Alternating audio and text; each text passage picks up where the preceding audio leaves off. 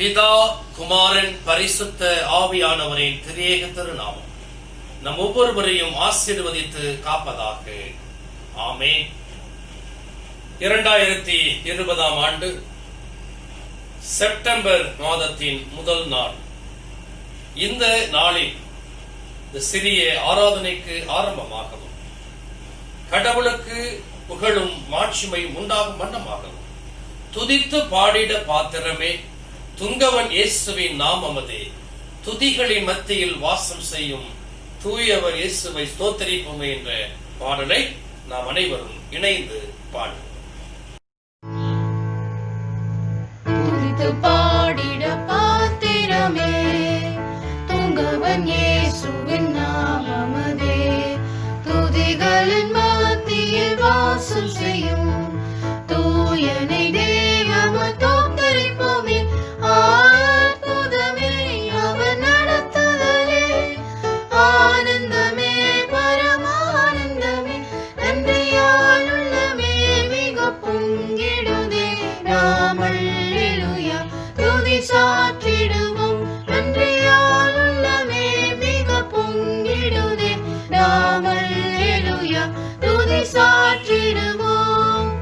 கடந்த நாட்களில் கண்மணி போல் கருத்துடன் நம்மை காத்தாரே, கர்த்தரையே நம்பி ஜீவித்திட கிருபையும் ஈந்ததால் தோத்தரிப்போமே. அற்புதமே அவர் நடத்துதலே, ஆனந்தமே பரமானந்தமே, நன்றியால் உள்ளமே மிக பொங்கிடுதே.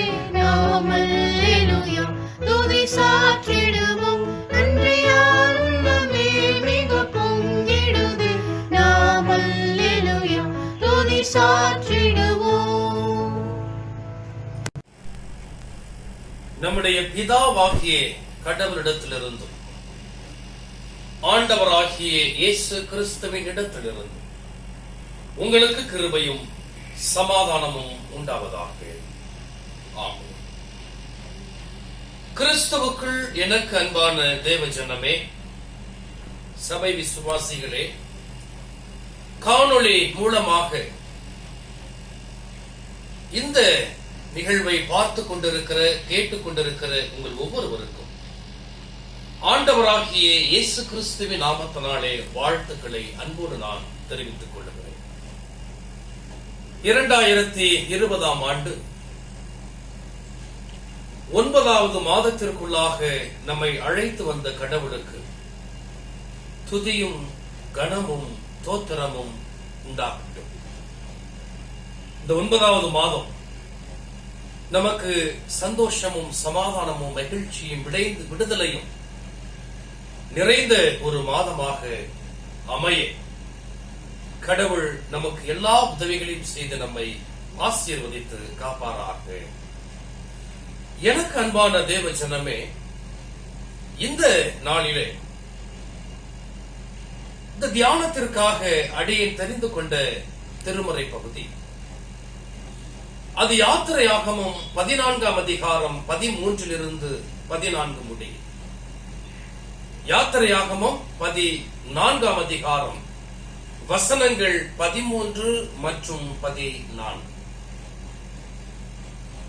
அப்பொழுது மோசே ஜனங்களை நோக்கி, பயப்படாதிருங்கள், நீங்கள் நின்று கொண்டு இன்றைக்கு கர்த்தர் உங்களுக்கு செய்யும் ரட்சிப்பை பாருங்கள். இன்றைக்கு நீங்கள் காண்கிற எகிப்தியரை இனி என்றைக்கும் காண மாட்டீர்கள். கர்த்தர் உங்களுக்காக யுத்தம் பண்ணுவார், நீங்கள் சும்மா இருப்பீர்கள் என்றான் என்பது. எனக்கு அன்பான தேவ ஜனமே, 8 மாதங்கள் நாம் கடந்து 9வது மாதத்திற்குள்ளாக வந்திருக்கிறோம். அதிலே 5 மாதங்கள் பயத்தோடும் நடுக்கத்தோடும் மிகவும் வீட்டை விட்டு வெளியே வரக்கூட முடியாத ஒரு சூழ்நிலையிலே பல்வேறு கஷ்டங்களையும் உபத்திரவங்களையும் வேதனைகளையும் பொறுமையோடு நாம் சகித்து 9வது மாதத்திற்குள்ளாக வந்திருக்கிறோம். கர்த்தருடைய கிருபையினால் ஆலயம் இந்த 9வது மாதத்திலே திறக்கப்படுகிறது. எனக்கு அன்பான தேவ ஜனமே, இந்த 5 மாதங்கள் கடவுள் நம்மை எப்படி பாதுகாத்தார் நமக்கே தெரியாது. ஒருவேளை நாம் நினைத்துக் கொண்டிருப்போம், நான் வீட்டை விட்டு வெளியே போகல, நான் யாரையும் தொட்டு பேசவில்லை, நான் யாரிடத்திலும் நெருங்கி நின்று பேசவில்லை, நல்ல உணவு உட்கொண்டேன், நோய் எதிர்ப்பு சக்தி உணவை நான் உட்கொண்டேன், அரசாங்கம் சொன்ன நெறிமுறைகளை தவறாமல் கடைபிடித்தேன். ஆகவே நான் இப்பொழுது அந்த கொரோனா என்கிற தொற்று இல்லாமல் சந்தோஷத்தோடு இப்பொழுது நான் 9வது மாதத்திற்குள்ளாக பிரவேசிக்கிறேன் என்று சொல்வேமையானால் அது கடவுளுக்கு ஏற்ற வார்த்தை அல்ல என்பதை நாம் புரிந்து கொள்ள வேண்டும். ஏனென்று சொன்னால் நம்மை பாதுகாத்தவர் நம்முடைய கடவுள், நமக்காக யுத்தம் செய்தவர் நம்முடைய கடவுள், நம்மை உள்ளங்கைகளிலே வரைந்து நம்மை பாதுகாத்தவர் நம்முடைய கடவுள், நம்மை இரத்தம் சிந்தி மீட்டுக் கொண்ட நம்முடைய ஆண்டவராகிய இயேசு கிறிஸ்து நம்மோடு இருந்திருக்கிறார், நம்மோடு இருந்து கொண்டிருக்கிறார். பரிசுத்த ஆவியானவரை நமக்காக அவர் வைத்து போயிருக்கிறார்.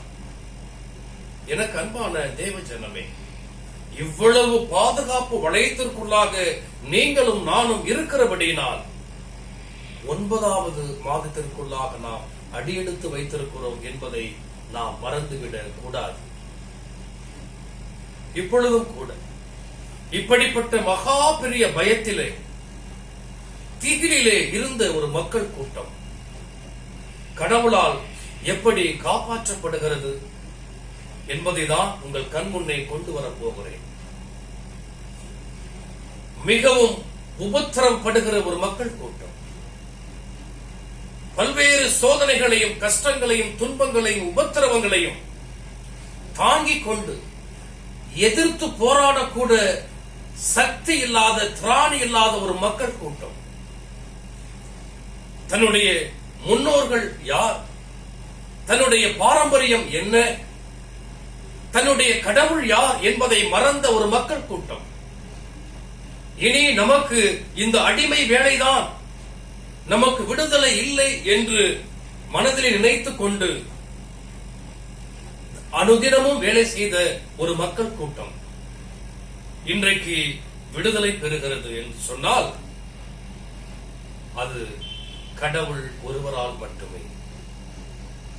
ஒருவேளை கடவுளை அவர்கள் மறந்தார்கள், ஆனால் கடவுள் மறக்கவில்லை. 430 ஆண்டுகளுக்கு பிறகு அந்த இஸ்ரவேல் மக்களை எகிப்தின் அடிமைத்தனத்திலிருந்து மீட்டுக் கொண்டு வருகிறார். 9 நிறைய பிரச்சனைகள், 10வது தலைப்பிள்ளை சங்காரத்துல தான் பார்வோன் அவர்களை விடுவிக்கிறார். 9 வாதைகள் பிரச்சனைகளை அவர்களுக்கு கொடுக்கிறாங்க சாமி. அப்பொழுதெல்லாம் அவர்கள்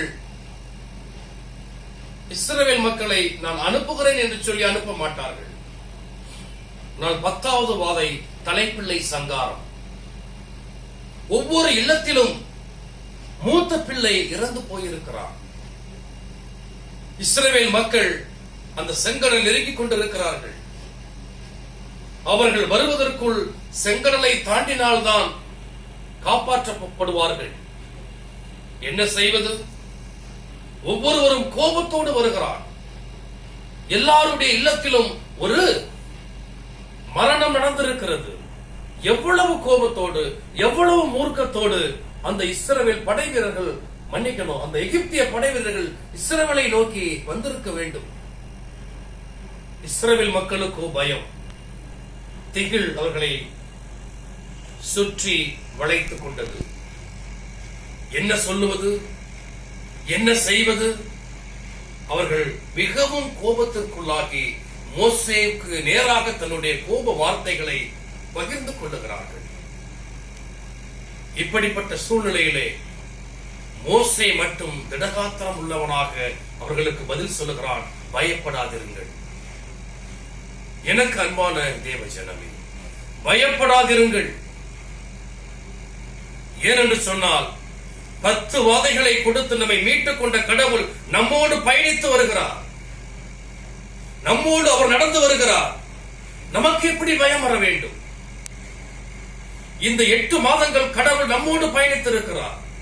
கஷ்டங்கள், துன்பங்கள், சோதனைகள், இடர்பாடுகள், உபத்திரவங்கள், கலக்கம் எல்லாவற்றிலும் கடவுள் நம்மோடு பயணித்து வந்தவராக 9வது மாதத்திற்குள்ளாக நாம் நுழைந்திருக்கிறோம். எனக்கு அன்பான தேவ ஜனமே, நாம் உண்ட உணவோ, நாம் இருக்கிற இல்லமோ நம்மை பாதுகாக்கவில்லை.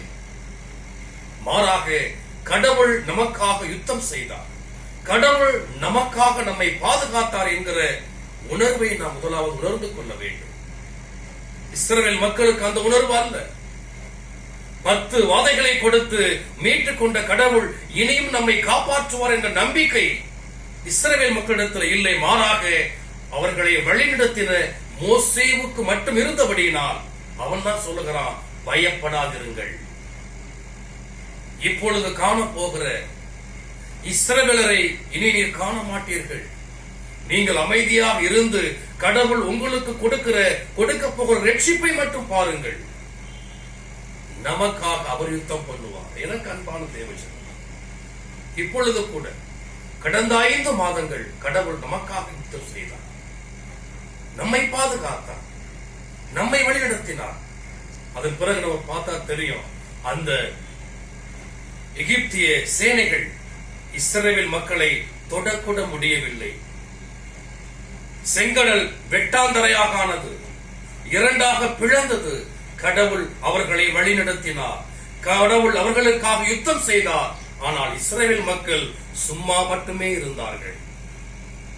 எனக்கு அன்பான தேவ ஜனமே, கடவுள் நமக்காக யுத்தம் செய்ததனால், கடவுள் நம்மை பாதுகாத்ததனால் நாம் இப்பொழுது ஒரு புதிய மாதத்திற்குள்ளாக நுழைந்திருக்கிறோம். எனக்கு அன்பான தேவ ஜனமே, கிறிஸ்துவுக்குள் எனக்கு அன்பான தேவ ஜனமே, இன்னொரு உதாரணத்தையும் நான் உங்களுக்கு சொல்ல கடமைப்பட்டிருக்கிறேன். 1 சாமுவேல் 17ஆம் அதிகாரத்தில் வருகிற தாவீது, கோலியாத். தாவீதையும் கோலியாத்தையும் நாம் ஒப்பிட்டு பார்ப்போம். கோலியாத் மிகச்சிறந்த போர் வீரர். தாவீதோ எந்த போர் பயிற்சியும் பெறவில்லை. கோலியாத் அவரிடத்தில் இருந்த ஆயுதங்கள் பல வகையான ஆயுதங்கள். ஆனால் தாவீதோடு இருந்த ஆயுதங்களோ ஒன்றுமில்லை, 5 கூழாங்கற்களை தவிர. கோலியாத்துடைய உணவு வகை எப்படி இருந்திருக்கும் யோசித்து பாருங்கள். அவன் மிகப்பெரிய பலசாலியாக, மிகப்பெரிய ஒரு ராணுவ வீரனாக இருப்பதனால் பல்வேறு வகை வகையான உணவுகளை அவன் உட்கொண்டிருக்க முடியும். ஆனால் தாவீதோ காலையில ஆடு மேய்ச்சிட்டு போனானா அவன் மறுபடியும் ஆட்டை வீட்டுல விட்டாதான் அவனுக்கு சாப்பாடு. இடையில அவனுக்கு எந்த சாப்பாடும் இருக்க வாய்ப்பு இல்லை. அப்படிப்பட்ட ஒரு சூழ்நிலையிலே வாழ்ந்தவன் கோலியாத்.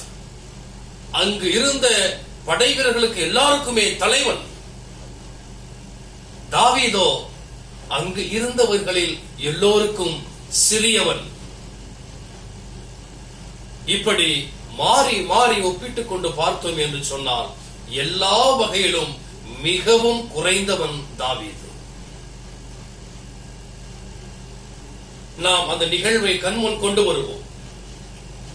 கோலியாத் தினமும் காலையும் மாலையும் இஸ்ரவேல் மக்களை பார்த்து ரொம்பவும் கேவலமா பேசுகிறான். என்னை மேற்கொள்ள உங்களிடத்தில் யாரும் இல்லையா? நீங்க என்ன படை வச்சிருக்கிறீங்க? எவ்வளவு கேவலமா பேச முடியுமோ அவ்வளவு தகாத வார்த்தைகளை அவன் பேசி இருக்க வேண்டும். என்று சொன்னால் அவன் பேசிய எல்லா வார்த்தைகளும் இந்த திருமறையிலே பதிவு செய்யப்படவில்லை. இப்படி மிகவும் கேவலமாக பேசப்பட்ட ஒருவன் அவன் கோலியாத்தை சந்திக்க போகிறான். கோலியாத் அப்பொழுது சொல்லுகிறான், நான் என்ன நாயா என்று சொல்லுகிறான். இந்த வீரம் தாவீதுக்கு எப்படி வந்தது என்று சொல்லி பார்க்கின்ற பொழுது அவனுக்கு கடந்த கால அனுபவங்கள். நான் காடுகளில் ஆடுகளை மேய்த்துக் கொண்டிருக்கின்ற பொழுது துஷ்ட மிருகம் வரும், அப்பொழுது நான் அவர்களை எதிர்த்து போரிடுவேன். அப்ப அவன் என்ன சொல்லவில்லை, ஒரு வார்த்தை பாருங்க. அதாவது தாவீது கிட்ட ரொம்ப அற்புதமான ஒரு வார்த்தை. அந்த துஷ்ட மிருகத்துக்கு காப்பாற்றிய கடவுள் என்னை இங்கேயும் காப்பாற்றுவார் என்று சொல்லுகிறார். நான் துஷ்ட மிருகத்தை எதிர்த்து போரிட்டு நான் மிகப்பெரிய போர் வீரன் என்று அவன் சொல்லவில்லை. அவன் சொல்லுகிறான், அந்த துஷ்ட மிருகத்துக்கு என்னை காப்பாற்றியவர் நம்முடைய கடவுள் என்று சொல்லுகிறான், நம்முடைய கர்த்தர் என்று சொல்லுகிறான். தன்னை முன்னிலைப்படுத்தவில்லை. இங்கே கோலியாத்தோ நான் மிகப்பெரிய வீரன், என்னை யார் மேற்கொள்வது என்று தன்னை குறித்தே பேசிக் கொண்டிருக்கிறான். எனக்கு அன்பான தேவஜனமே, எல்லாவற்றையும் விட இங்கே தாவீது சொல்லுகிற ஒரு வார்த்தை தான் அவனை வெற்றி பாதைக்குள்ளாக அழைத்து போகிறது. எனக்கு அன்பான தேவஜனமே, அது என்ன வார்த்தை என்று சொன்னார்? 1 சாமுவேல் 17ஆம் அதிகாரம் 45வது வசனத்தை நான் வாசிக்கிறேன். அதற்கு தாவீது பெலிஸ்தியனை நோக்கி, நீ பட்டயத்தோடும் ஈட்டியோடும் கேடகத்தோடும் என்னிடத்தில் வருகிறாய், நானோ நீ நிந்தித்த இஸ்ரவேலுடைய ராணுவங்களின் தேவனாகிய சேனைகளுடைய கர்த்தரின் நாமத்திலே உன்னிடத்தில் வருகிறேன். அவன் என்ன சொல்றான்? நீ உன்னுடைய நம்பிக்கை யார் மேல இருக்கு அப்படின்னு கேட்டீங்கன்னா, பட்டயம் ஈட்டி மேலாக உன்னுடைய நம்பிக்கை இருக்கிறது. ஆனால் என்னுடைய நம்பிக்கையோ நீ நிந்தித்த என்னுடைய தேவனாகிய கர்த்தர் மேல் இருக்கிறது என்று சொல்லி அந்த போரை அவன் ஆரம்பிக்கிறான். எனக்கு அன்பான தேவஜனமே, அந்த இடத்திலே வெற்றியை பெற்றது பெலிஸ்தியன் அல்ல, மாறாக தாவீது. காரணம், அவன் நம் மீது அவன் வச்சிருந்த நம்பிக்கை. அவன் என்ன சொல்லல, வெற்றி நான் என்னை நம்பி வரவில்லை, இந்த கூழாங்கல்லை நம்பி நான் வரவில்லை, இந்த கல்லை நான் நம்பி வரல, மாறாக என்னுடைய கடவுள், நீ நிந்தித்த கடவுள் என்னோடு இருக்கிறார், கண்டிப்பாக எனக்கு ஜெயம் கொடுப்பார். நான் காடுகளிலே ஆடுகளை மேய்த்துக் கொண்டிருந்த பொழுது, ஆடுகளுக்கு பின்னாக நான் சென்ற பொழுது, ஆடுகளை பட்சிக்க வேட்டையாட வரும் காட்டு மிருகத்திலிருந்து கடவுள் என்னை காப்பாற்றினார், இங்கேயும் உன்னிடத்திலிருந்து என்னை காப்பாற்றுவார் என்கிற அசுர நம்பிக்கை தாவீதிடத்தில் இருந்ததனால் அவன் வெற்றி பெற்றான். அன்பான தேவஜனமே, அந்த நம்பிக்கை நமக்குள்ளும் இப்பொழுது இருக்க வேண்டும். இந்த 9வது மாதம் எப்படி இருக்கும் நமக்கு தெரியாது. கோலியாத்தை போல மிகப்பெரிய ஆபத்து நம்மை நோக்கி இருக்கலாம். மிகப்பெரிய கஷ்டம் நமக்காக காத்திருக்கலாம். நாம் துவண்டு போகக்கூடிய அளவிற்கு, நம்பிக்கை இழக்கக்கூடிய அளவிற்கு மிகப்பெரிய துன்பம் நமக்காக காத்திருக்கலாம். ஆனால் நம்முடைய மனதிலே இருக்க வேண்டியது, என்னுடைய கடவுள் என்னோடு வருகிறார். இஸ்ரவேல் மக்களை மீட்டெடுத்த கடவுள், இஸ்ரவேல் மக்களை செங்கடலை பிளந்து அவர்களை மீட்டெடுத்த கடவுள், ஒரே ஒரு கல்லால் பெலிஸ்தியரை வீழ்த்திய அந்த கடவுள் என்னோடும் இந்த 9ஆம் மாதத்திலே தொடக்கத்திலே என்னோடும் வருகிறார். ஆகவே நான் யாருக்கும் பயப்பட மாட்டேன். தாவீதை போல தைரியத்தோடு இந்த மாதத்திலே நாம் முதல் தேதியிலே பயணிப்போம். கிறிஸ்துவுக்குள் எனக்கு அன்பான தேவஜனமே, பழைய ஏற்பாட்டிலே நமக்காக யுத்தம் செய்கிறவராக, நமக்காக யுத்தம் செய்து நம்மளை மீட்டுக் கொள்ளுகிறவராக நம்மோடு இருந்த நம்முடைய கடவுள் புதிய ஏற்பாட்டிலே நமக்காக ரத்தம் சிந்துவதற்காக தன்னுடைய ஒரே மகனை இந்த பூமிக்கு அனுப்புகிறார். அந்த ஒரே மகன் நம்மை மீட்பதற்கு, நம்மை பாதுகாப்பதற்கு, நம்மை ரட்சிப்பதற்கு, நம்மை விடுவிப்பதற்கு அவர் எடுத்துக்கொண்ட ஆயுதம் என்ன தெரியுமா? அன்பு மட்டுமே. அன்பு என்கிற ஆயுதத்தை வைத்தபடியினால் நம்மை ரத்தம் சிந்தி நம்மை மீட்டெடுத்திருக்கிறார் தேவஜனம். இந்த புதிய மாதத்திலே நம்முடைய ஆண்டவராகிய இயேசு கிறிஸ்து அவருடைய விலையேற பெற்ற இரத்தத்தினாலே நாம் மீட்கப்பட்டிருக்கிறோம். அவருடைய திரு ரத்தம் நம்மை வீழடைத்து பாதுகாத்து வருகிறது. அவருடைய பரிசுத்த கரம் நம்மை வழிநடத்தி வருகிறது. ஆகவே இந்த புதிய மாதம் நம்மை மகிழ்ச்சியாக்குகிற ஒரு மாதமாக நம்முடைய ஆண்டவராகிய இயேசு கிறிஸ்துவினால் மாற்றி தர முடியும்.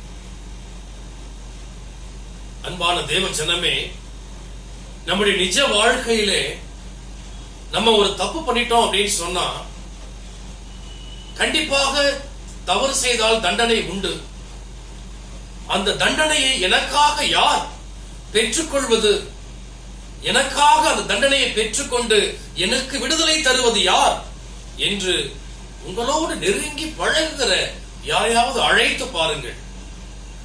வரமாட்டார். நமக்காக யுத்தம் செய்ய வருவார்கள். நமக்காக நம்முடைய எதிரியை எதிர்த்து போரிட வருவார்கள். ஆனால் நமக்காக தண்டனை பெறுவதற்கு யாரும் வரமாட்டார்கள். எனக்கு அன்பான தேவ ஜனமே, ஆனால் நமக்காக தண்டனை பெற்று நம்முடைய சொந்த இரத்தத்தை இந்த பூமியிலே சிந்தி விலையேற பெற்ற குற்றமில்லாத மாசில்லாத சுத்தமான பரிசுத்தமான இரத்தத்தை இந்த பூமியிலே சிந்தினபடியினால் நீங்களும் நானும் பாவத்தில் இருந்து பிசாசின் சோதனையில் இருந்து மீட்கப்பட்டு வருகிறோம். எனக்கு அன்பான தேவ ஜனம், ஆண்டவராக இயேசு கிறிஸ்து வாழ்ந்த காலத்துல பாத்தீங்க அப்படின்னு சொன்னா போகாத ஊரு கிடையாது. நடந்தே எல்லா ஊருக்கும் பட்டணங்களுக்கும் நாடுகளுக்கும் போய் எங்கெங்கெல்லாம் சுகவீனங்கள் பலவீனங்கள் வியாதிகள் இருக்கிறதோ மரித்தவர்களை உயிரோடு எழுப்புகிற அப்படி சுகமாக்குகிற பணியிலே தன்னை முழுமையாக இணைத்துக் கொண்டவர் நம்முடைய ஆண்டவராக இயேசு கிறிஸ்து. காரணம் என்ன தெரியுமா? கர்த்தருடைய படைப்பிலே ஆதாமும் ஏவாளும் படைக்கப்பட்ட பொழுது மனிதனுக்கு எந்த சுகவீனமும் இல்லை, எந்த பலவீனமும் இல்லை. எப்பொழுது பாவம் வந்ததோ அவனுக்குள்ளே சுகவீனங்கள் பலவீனங்கள் வரத் தொடங்கியது.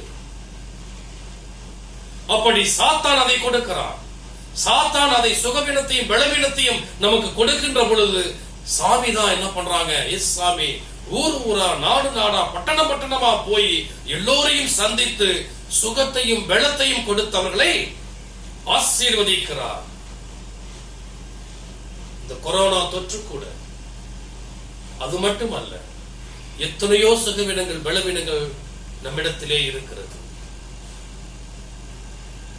எல்லா சுகவீனங்களையும் பலவீனங்களையும் மாற்றக்கூட வல்லமை படைத்தவர் நம்முடைய ஆண்டவராகிய இயேசு கிறிஸ்து.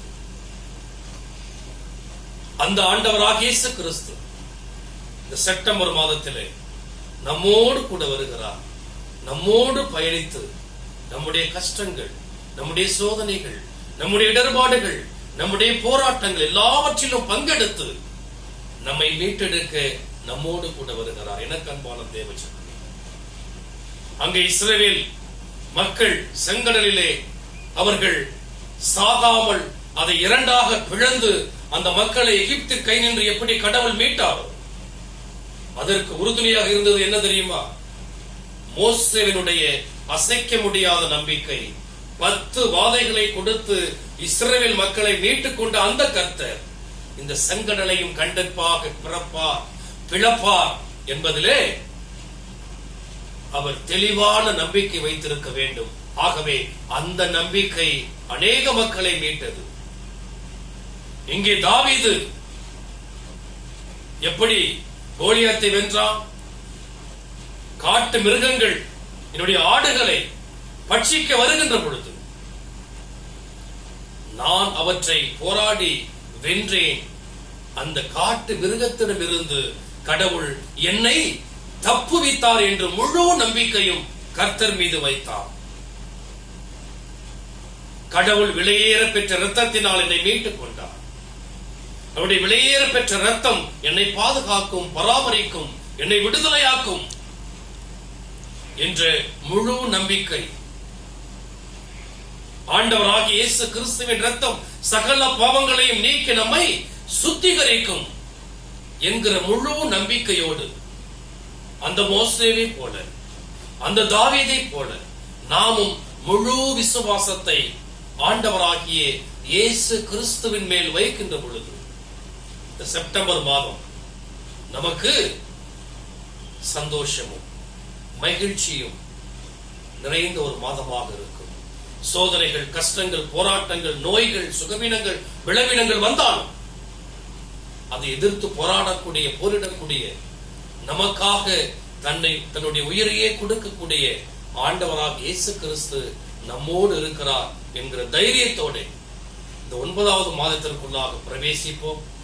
கடவுள் உங்களோடு இருந்து உங்களை ஆசீர்வதித்து காப்பாராக. கர்த்தாவின் சமாதானம் உங்களோடு இருப்பதாக. ஜெபம் செய்வோம்.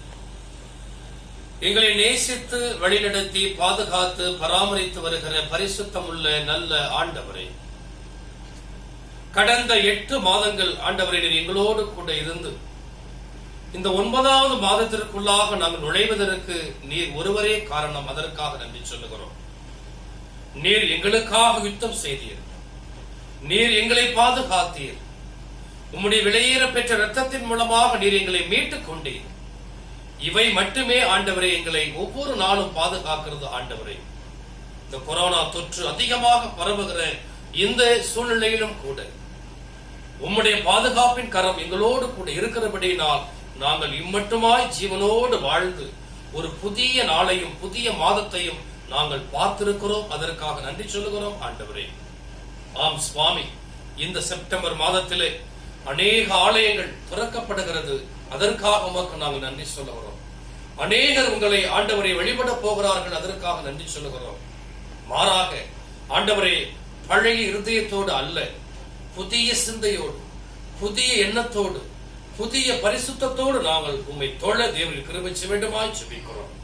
இந்த கொரோனா தொற்று இன்னும் ஆண்டவரை முற்றிலுமாக அழிந்து நாங்கள் இன்னும் அதிகமாக, இன்னும் ஆண்டவரை அதிகமாக உம்மை தொழக்கூடிய ஒரு வாய்ப்பினை எங்களுக்கு கொடுக்க வேண்டுமாய் ஜெபிக்கிறோம். 5 மாதங்கள் ஆண்டவரை நாங்கள் ஆலயத்திலே கர்த்தாவை, தமிழகத்திலே ஆலயத்திலே கர்த்தாவை பிரவேசிக்க முடியாத ஒரு சூழல் இருந்தது. ஆண்டவரே தேவரே, நீர் எங்களை பாதுகாத்தபடியினால் ஆண்டவரே இந்த 9வது மாதத்திற்குள்ளாக பிரவேசித்து ஆலயத்திற்கும் நாங்கள் செல்ல போகிறோம். அதற்காக நன்றி சொல்லுகிறோம் ஆண்டவரே. ஆம் சுவாமி, தொடர்ந்து உம்முடைய கிருபை இருக்கட்டும். தொடர்ந்து நீர் 9வது மாதத்தில் நீர் கொடுக்க போகிற ஒவ்வொரு நாட்களுக்காக நன்றி சொல்லுகிறோம் ஆண்டவரே. ஒவ்வொரு நாட்களையும் உம்முடைய திரு கரத்திலே கொடுத்து நீர் எங்களை ஆசீர்வதித்து காக்க வேண்டுமாய் இயேசு கிறிஸ்துவின் வழியாக உம்மிடத்திலே கேட்கிறோம் ஜீவனுள்ள பிதாவே, ஆமென்.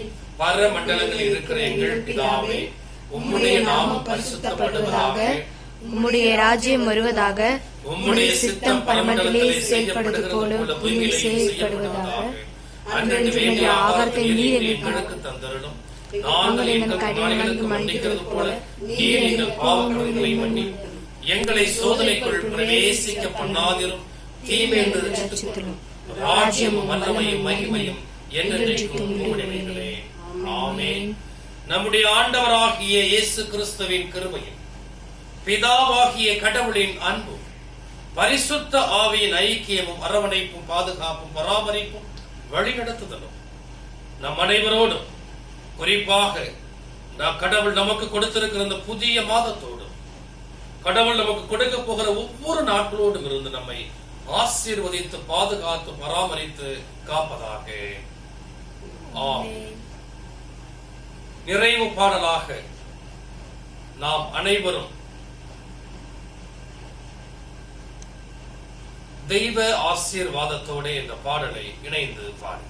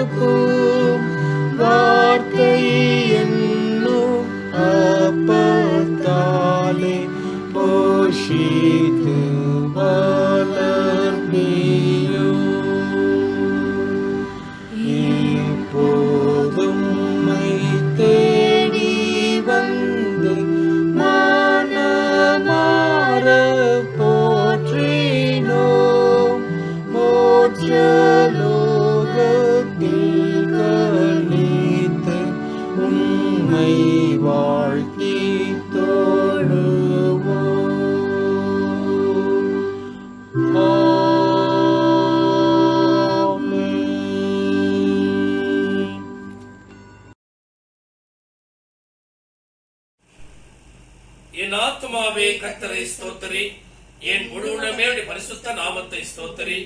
என் ஆத்துமாவே கர்த்தரை ஸ்தோத்திரி, அவர் செய்த சகல உபகாரங்களையும் மறவாதே. ஆமென். கர்த்தாவின் சமாதானம் உங்களோடு இருப்பதாக. ஆமென்.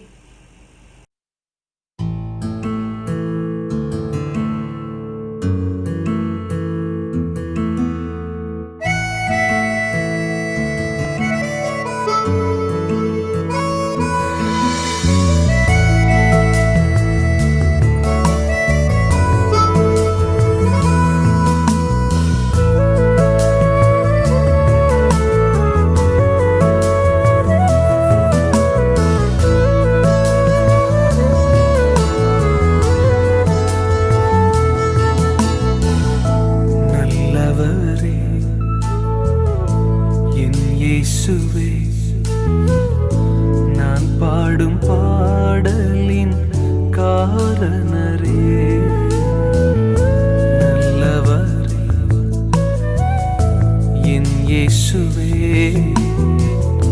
நான் பாடும் பாடலின் காரணரே, நன்மைகள் எதிர்பார்த்து உதவாதவர்,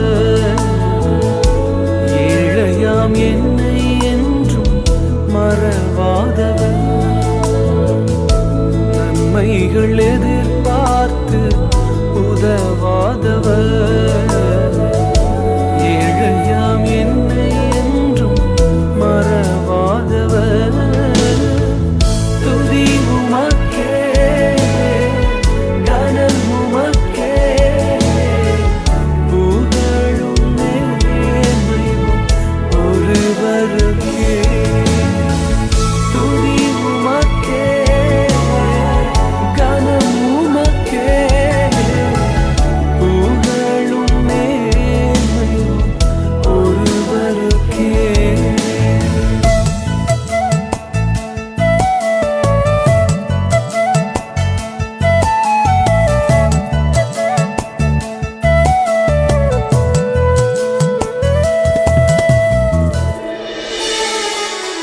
எத்தனை மனிதர்கள் பார்த்தேன் அப்பா, ஒருவர் உம்மை போல இல்லை ஆண்டவரே, நீர் என்றும் மாறாதவர் ராஜா.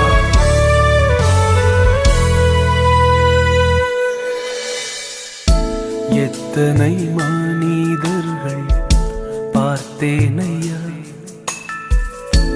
ஒருவரும் உம்மை போல இல்லையா. எத்தனை மனிதர்கள் பார்த்தேனையா, ஒருவரும் உம்மை போல இல்லையா. நீரின்றி வாழ்வே இல்லை உணர்ந்தேனையா, உந்தனின் மாறா அன்பை மறவேனையா. நீரின்றி வாழ்வே இல்லை உணர்ந்தேனையா, உந்தனின் மாறா அன்பை பாடுவேனையா. துதி உமக்கே, கனம் உமக்கே, புகழும் மேன்மையும் ஒருவருக்கே. துதி உமக்கே, கனம் உமக்கே, புகழும் மேன்மையும் ஒருவருக்கே.